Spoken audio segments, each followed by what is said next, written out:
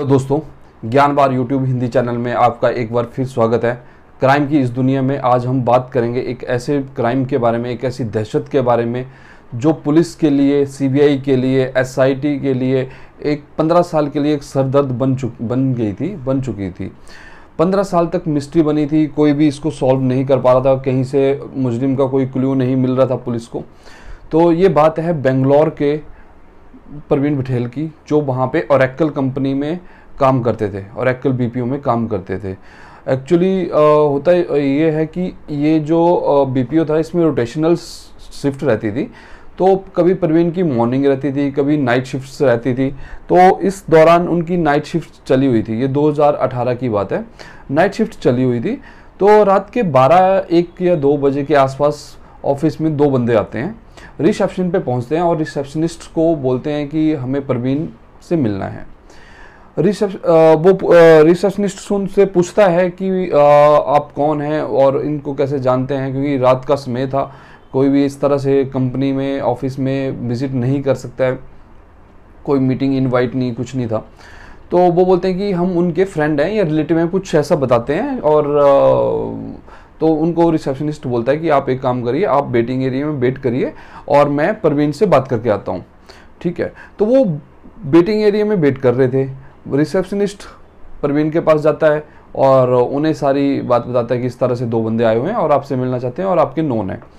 तो प्रवीण कुछ काम कर रहे थे, वो काम ख़त्म करने के बाद 10-15 मिनट के बाद वेटिंग एरिया में जाते हैं और उनसे मिलते हैं। जैसे ही वो उनको देखते हैं तो उनको बिल्कुल भी नहीं पहचान पाता प्रवीण, क्योंकि वो पहली बार उनको देख रहा होता है। तो प्रवीण के माथे पे, फेस पे एक क्वेश्चन होता है कि ये बंदे हैं कौन है। तो इतने में वो उनसे पूछता कि वो कौन है। उन दोनों में से एक बंदा उठता है और तरुण, जो अपने प्रवीण है, उनके तरफ हाथ आगे बढ़ाता है हैंडशेक करने के लिए। तो उतने में वो प्रवीण भी हैंडशेक करता है। हैंडशेक करते करते वो बंदा पूछता है, और तरुण आप कैसे हैं। तो अब जो हमारे प्रवीण थे उनकी हवाइयाँ उड़ गई, क्योंकि उन्होंने 15 साल से ये नाम सुना ही नहीं था, किसी से नहीं सुना था, अपने माँ बाप से नहीं सुना था, बच्चों से, बीवी से, किसी दोस्त से ये नाम सुना ही नहीं था। तो वो हैरान हो जाता है कि ये मेरे को कैसे जानते हैं।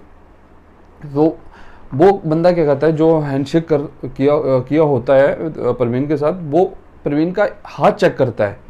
प्रवीण की एक उंगली, ये वाली उंगली टूटी हुई थी। वो पहले पीटीआई टीचर्स थे कहीं पे अहमदाबाद में।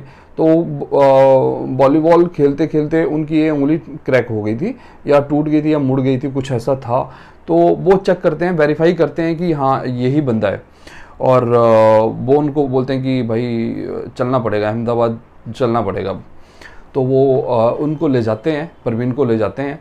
और जैसे ही वो लिफ्ट में होते हैं, उनमें से एक बंदा प्रवीण का फ़ोटो क्लिक करता है और अपने जो सीनियर होते हैं अहमदाबाद में, उनको फ़ोटो सेंड करता है, व्हाट्सएप करता है, और नीचे लिखता है गॉट इट, कन्फर्म करता है कि हाँ यही बंदा है और हमने पकड़ लिया है।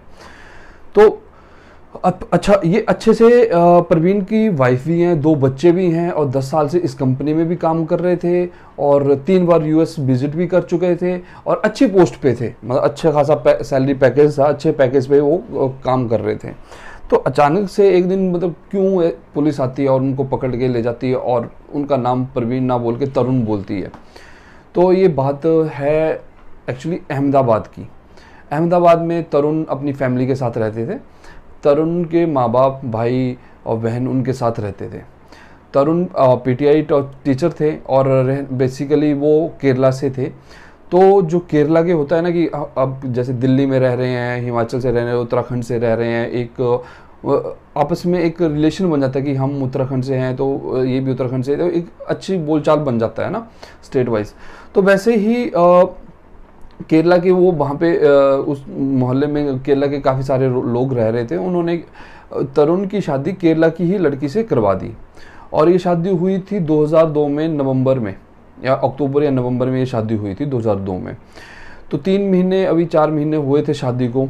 और तरुण जो थे वो एक्चुअली ये अरेंज मैरिज करना नहीं चाहते थे, उनकी कोई गर्लफ्रेंड थी जिससे वो शादी करना चाहते थे, लेकिन फैमिली प्रेशर के चलते ऐसा हो नहीं पाया।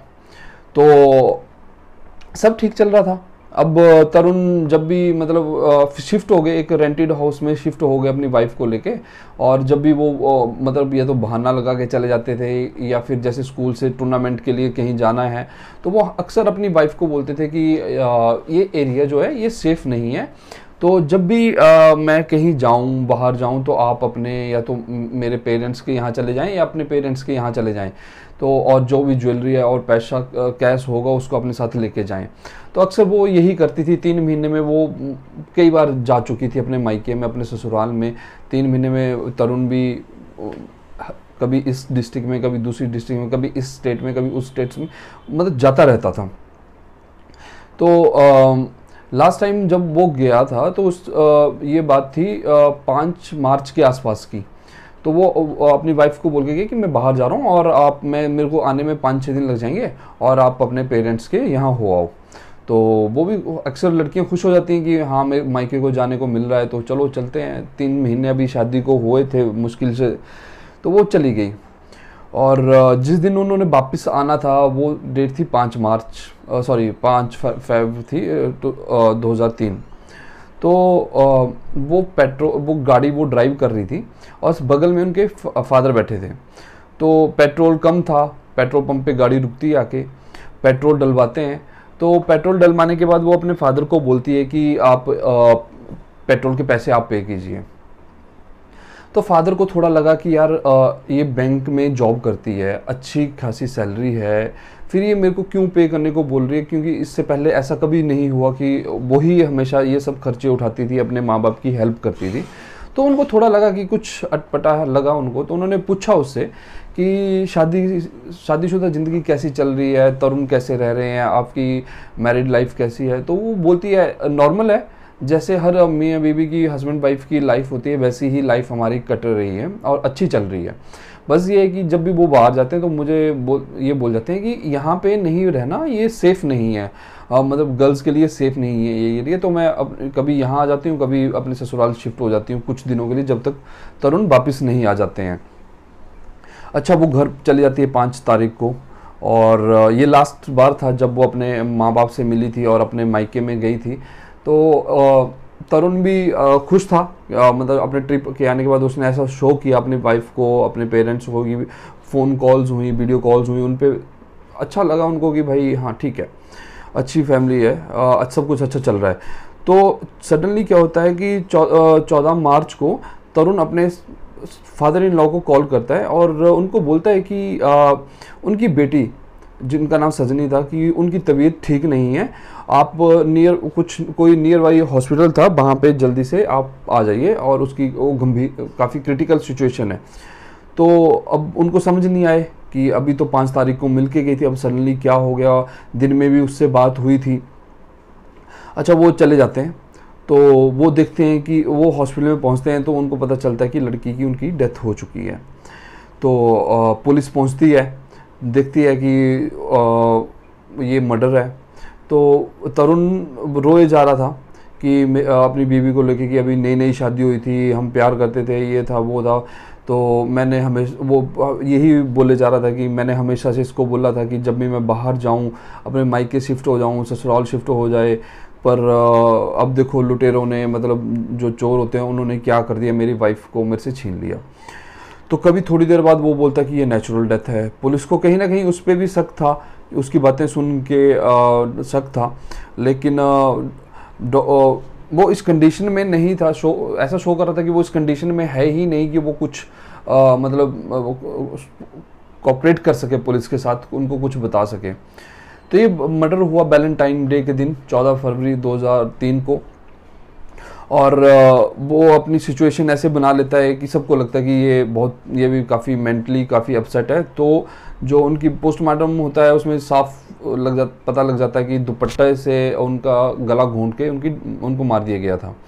अच्छा, तरुण की मेंटली हालत ठीक नहीं थी, तो जो मुखअग्नि थी, दाह संस्कार था, वो तरुण ने ना करके सजनी के बड़े भाई ने उनको मुखअग्नि दी। तो अब 15 तारीख नेक्स्ट डे तरुण हॉस्पिटल में एडमिट हो जाता है कि मैं ठीक नहीं हूँ और मेंटली ठीक नहीं हूँ, फिजिकली फिट नहीं हूँ अभी, तो वो हॉस्पिटल में एडमिट हो जाता है ताकि पुलिस उससे इंक्वायरी ना कर सके। तो पुलिस हॉस्पिटल पहुँचती है, इंक्वायरी करना चाहती है, लेकिन डॉक्टर उनको रोक देते हैं कि ये मेंटली अभी फिट नहीं है, जैसे ही ये ठीक हो जाए 2-3 दिन में आप इंक्वायरी कर सकते हैं। तो पुलिस वापस चली जाती है। पुलिस को कहीं ना कहीं डाउट था, लेकिन थोड़ी सी लापरवाही ये कर देती है कि अगर डाउट था तो उसके बाहर, उसके रूम के बाहर एक कांस्टेबल को बिठा देते, है ना, ताकि वो कहीं भाग ना पाए। अब नेक्स्ट डे 16 फरवरी को वो हॉस्पिटल से भाग जाता है, और हॉस्पिटल से भाग के सबसे पहली कॉल वो अपनी गर्लफ्रेंड को करता है जिससे वो शादी करना चाहता था। और ये बात पूरे एरिया में फैल चुकी थी कि इस तरह से मर्डर हो गया है, और शायद उस लड़की को कहीं ना कहीं डाउट था कि तरुण ने ही अपनी वाइफ का मर्डर किया है। तो वो तरुण उसको बोलता है कि मेरे साथ भाग चले, हम शादी कर लेंगे और कहीं अलग दुनिया, कहीं अलग जगह पे जाके हम अपनी मतलब नई लाइफ स्टार्ट करेंगे। तो जो उनकी गर्लफ्रेंड थी वो मना कर देती है कि मैं एक मर्डरर के साथ अपनी लाइफ शेयर नहीं कर सकती हूँ, शादी नहीं कर सकती हूँ। उसके बाद तरुण कभी किसी को दिखा नहीं, कभी मिला नहीं। 2006 के आसपास 3 साल बीत चुके थे, फिर वो अपने माँ बाप से मिलने कहीं शायद केरला शिफ्ट विजिट करता है।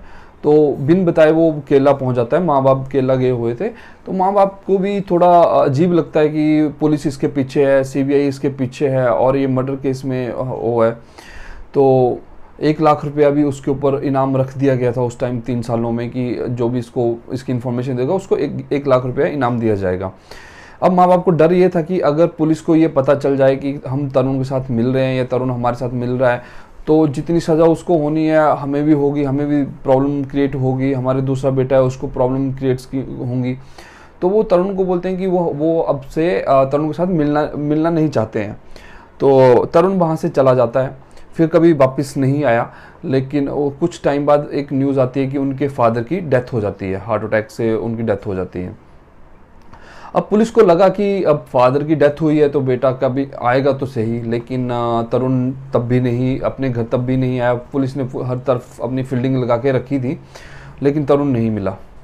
फिर उनकी जो मदर थी वो भी काफ़ी एज्ड थी और किसी हॉस्पिटल में नर्स की जॉब कर रही थी। तो उनकी भी रिटायरमेंट का टाइम नज़दीक आ रहा था। अब जब भी पुलिस ने, जब वो तरुण इतने सालों तक मिला नहीं, 6-7 सालों तक मिला नहीं, तो उन्होंने फाइल को बंद कर दिया, लेकिन केस को बंद नहीं किया था। जब भी मीटिंग होती आप सीनियर्स की, तो वो इस केस पे हमेशा बात करते, इस चर्चा करते कि हमारा नेक्स्ट स्टेप क्या है, हमारी प्रोग्रेस क्या है इस केस को लेके। तो कई ऑफिसर आए, कई ऑफिसर गए, सब ने अपनी अपनी जांच की, लेकिन तरुण कहीं नहीं मिला। तो 2016 में एक सीनियर आते हैं, एसएचओ आते हैं या इंस्पेक्टर जो भी आते हैं, ज्वाइन करते हैं। तो वो फिर से इस केस को रीओपन करते हैं। तो सबसे पहली कॉल जाती है उसी गर्लफ्रेंड को जिससे वो तरुण शादी करना चाहता था। तो वो पूछते हैं उससे कि पिछले इतने सालों में मतलब तरुण ने आपसे कांटेक्ट करने की कोशिश की या नहीं की। तो वो पुलिस को कोऑपरेट करती है और बताती है कि कांटेक्ट करने की कोशिश तो कभी नहीं की उसने, लेकिन हाँ, हमारे कोई कॉमन फ्रेंड था, उसने तरुण को दिल्ली के किसी मॉल में देखा था। अब पुलिस को ये इन्फॉर्मेशन मिली, अहमदाबाद पुलिस की ये बात है, वो दिल्ली पहुंचती है और दिल्ली पुलिस के साथ वो मिलके एक स्टिंग ऑपरेशन या ऑपरेशन स्टार्ट करती है। और पर तरुण को हर जगह, हर गली मोहल्ले में ढूंढा गया, लेकिन तरुण कहीं दिल्ली में नहीं मिला।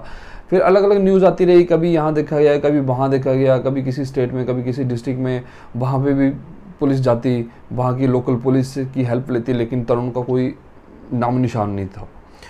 फिर उनके जो तरुण के माँ के फ़ोन नंबर खंगाले गए, जो भी उनके भाई के फ़ोन को टैप किया गया, जो भी उनके फ़ोन्स में कॉन्टैक्ट नंबर सेव थे, उनकी भी रिकॉर्डिंग की गई और सुना गया, ट्रैक किया गया। मोर देन 5000 नंबर को ट्रैक किया गया था, लेकिन तरुण का कोई पता नहीं चला, तरुण है कहाँ पे।